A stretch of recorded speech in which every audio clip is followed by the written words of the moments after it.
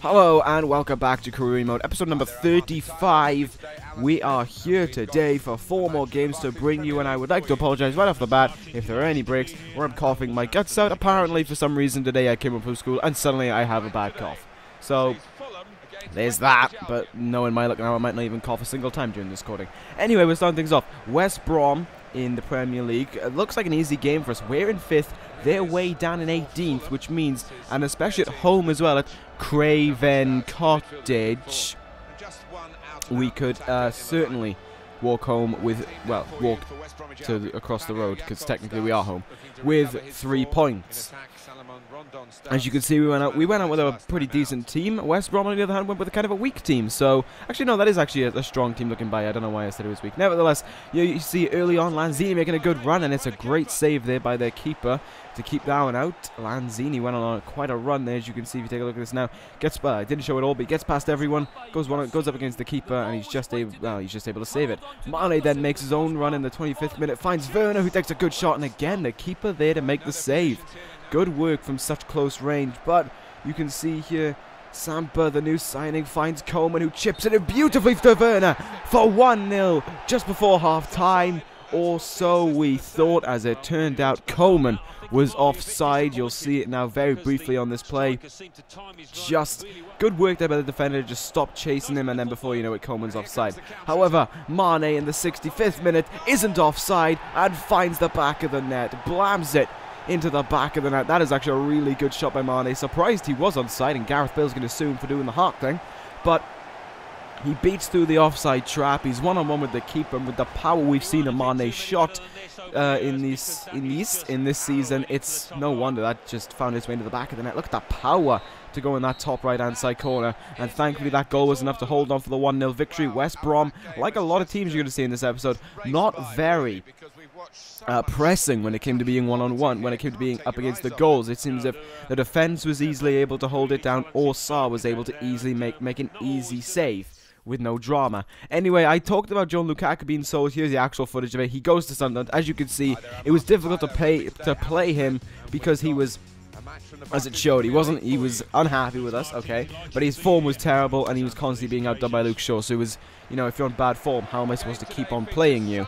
Something's just not right there. Nevertheless, he left to Sunderland, and now we're going one-on-one with Sunderland. We're taking on Sunderland, and it's pretty good now. As you can see from the last episode, we've moved up to 3rd in the Barclays Premier League. It's magnificent to see. I mean, it shows that we're really getting somewhere again, and even though we simmed all those months, we have made very strong progress. And as you can see, despite being signed, I didn't see him anywhere on that team. I did not see Lukaku on the bench, nor did I see him on the starting lineup, but I'm pretty sure I did see Leroy Sané on the bench, which makes me question, what's he doing on the bench and why is he not in my club?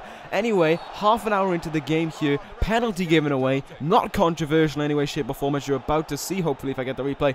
Kabul just takes down Coleman. Actually, I can tell I didn't get the replay. He takes him down anyway, plain and simple. The ball was going slowly anyway, and Coleman, on the spot, dispatches of that penalty, puts us 1-0 up, and another goal for Coleman this season. What a wonder kid this guy has been. Have to wait 2 years, of course, in Korea for him to come back from Bayern to Juventus, and the moment he came back, we were able to snatch him up, and my God, have we made a good signing with this guy. Just Coleman there with that penalty shot, getting past, I believe it's Manone. Werner here gets a good run off, and that is Paul Lisa taking the shot there from the, that's what you can say, from the remnants of Werner's attack. And then Werner in the second half now makes a run. The ball comes to him a little too early, but he's able to play off with it. One-on-one with the keeper, smash into his near post, and it's 2-0. Just as the second half gets underway, Timo Werner grabbing a goal there, and it was a really nice assist as well. And to be fair, majority of the goal was made by Werner. As you're going to see here, he has a lot of running to do still. Defender catches up with him, goes around him, gets past him. 2-0 in the back of the net. And there's the replay of it, the keeper just unable to get. However, things were very quickly about to go downhill, as you're going to see. This is Southampton, Sunderland even, trying to mount another attack here. Birdcat plays it in, and oh, it's 2-1. Sarr runs out to try and get the ball, because there's no defenders around, and with that, we're able to knock it into the back of the net, and bring them within just 1 goal of us. Very good work there. It's a good goal. The defense spread wide, and then before you know it, there was no one there to cover it up. And now they get a corner here after the ball was slid out. Gets headed away there. Kabul now, he's had a he's not been exactly in the best of books, and he's making another mistake, but there. Running into that player, Cabano tries for something. He finds Rodwell. He finds a name that I'm not going to pronounce, and they've equalised it.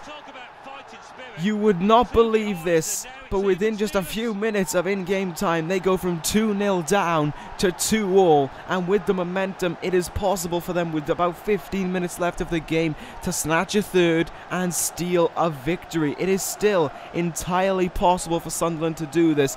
Fulham do not look happy with themselves. You can see Sade with his hands up on his head, just wondering how did he let that go in. It's a beautiful goal, I gotta be honest. Look at the curve on that. It was just spectacular to see. And then 4 minutes later, advantage to Sunderland off of that. It's played into the same guy. Gunjas to get there. He can't. And within minutes of in-game time, they are leading 3-2. It is a comeback that cannot be put into words. For Sunderland, in about, I don't know, maybe 10 minutes of in-game time, they have gone from 2-0 down to, with about 10 minutes left, winning the game 3-2 over a team in third place. What a comeback for Sunderland, but we have to find a way to stop this. We stopped Dortmund beating us 2-0 a few episodes ago. We gotta find a way to stop them now with just a few minutes left on the clock. Ramos finds Flanagan. He's got to try and find a pass, but there's no one available. So he runs in, and Flanagan, with a shot, puts it in the back of the net in the 89th minute. John Flanagan ties the game up with a goal, with an attack mind that you don't see from strikers. You don't see from some strikers being that attack-minded to find that run into the box and knock it in the back there. It's such a simple tap-in for him as well. Flanagan makes it look easy, but it was anything but. And thankfully, we head out with a 3-3 draw. What an interesting game this was. What a close game, from 2-0 up and a comfortable victory to almost losing it and into barely gaining a point back. That is some of the entertaining aspects that this career mode can bring. Took a break after that Sunderland game anyway, because it was just so intense. Decided to sim this game against Everton. As you can see, it was perhaps a questionable decision, considering they went 1-0 up here as we headed into the second half.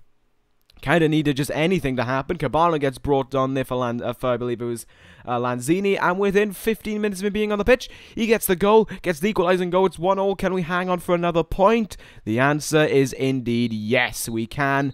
1-1 draw there. I'll take that against Everton. Don't mind if I do. Now, for the last game of this episode, we're going to go up against Stoke at the Britannia Stadium. This is this is going to be another somewhat difficult game. After the Sunderland game, you know, after our last game away from home, I wasn't feeling all that comfortable in an away territory. Stoke as well, quite close in the championship. Well, actually, in a way, they're kind of in the bridge between close and then not. They're in 7th anyway, but a win would help them catch up. Oh no, they were in 8th, but a win will help them catch up, to say the least. We both put out pretty decent teams. You can see Mane getting game time, Cabano getting game time, and Werner getting game time for their performances, and Flanagan wanted the game off. Nevertheless, right away here, the first highlight I'm going to show you is a controversial penalty. I'm going to replay this now. I'm going to get the replay up for you. Looking at this, I didn't think it was a penalty. I thought he got the ball, but apparently he got more of Cabano than what he did the ball.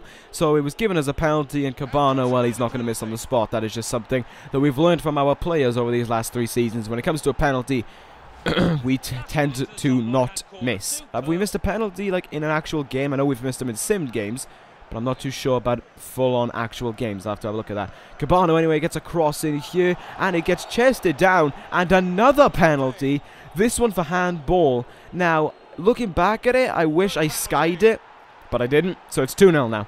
Yeah, in a way, usually what happens with those penalties, if I think it's an unfair handball or if we're a goal up, I usually just sky them. So, for the sake of it, but Cabano then gets a goal that actually means a whole lot. He gets a hat-trick. I believe it's his first hat-trick for the club, and that third goal is so nice. Look at this, just through balls at there. Cabano, I believe it takes one touch and then just a tiny shot into the back of the net. Congratulations to Cabano on his hat-trick, and a well-deserved one at that. Mane takes a shot here, and then in the 90th minute, Werner's there on the rebound to knock it in for a comfortable 4-0 win away from home. the worries about another Sunderland game happening just axed right away with the first goal, and from then on it was plain sailing. Stoke just could not find their way towards goal, and then we ended the game off with a slight tackle. It wasn't given as a foul, and thankfully it was a 4-0 win. Cabano getting a hat-trick, and Werner knocking in a goal of his own. 4 games there, not a loss to report really. What, 2 wins, 2 draws, and perhaps one of the most intense games of the season against Sunderland. This is the table to bring you at the end of the episode. As you can see, Sunderland up in 10th after the performance. We're in 3rd, but we're kind of in the middle of nowhere. We want to be going for Chelsea, Man United, but we can't because we're so far away, which is sucking to say the least. But that is going to end this episode of Career Mode, unfortunately. Thank you guys for watching. Take care, guys, and ta-ra!